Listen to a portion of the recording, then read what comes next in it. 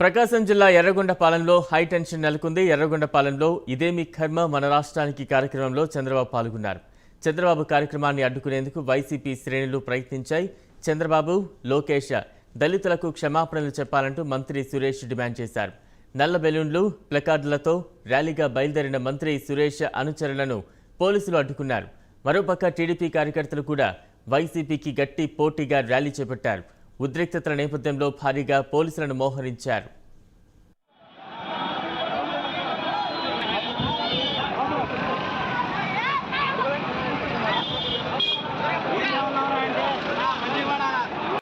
ఆయన కూడా మళ్ళీ ఒకసారి మాట్లాడుతూ ఉంటే మేము ఎంతకాలం ఓర్చుకోవాలి.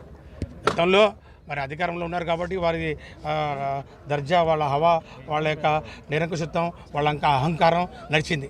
అప్పుడు ఉన్నటువంటి వాళ్ళ మంత్రులు కూడా దళితులు పరిశుభ్రంగా ఉండారు, దళితులు మరి మురికి వాడల్లో ఉంటారు అని చెప్పి వాళ్ళ ముఖ్యమంత్రి గారు అప్పుడు ఉన్నటువంటి చంద్రబాబు నాయుడు గారు ఏమైతే మాటలు మాట్లాడారో దాన్నే వత్తత పలుకుతూ ఉన్నారు. దళితుల్ని పదే పదే అవమానం చేస్తూ మళ్ళీ ఉల్టా దళితులకు మరి ఈరోజు భద్రత లేదని చెప్పి వైఎస్ఆర్ కాంగ్రెస్ పార్టీ మీద అదేదో విజ్ఞాపన అదే.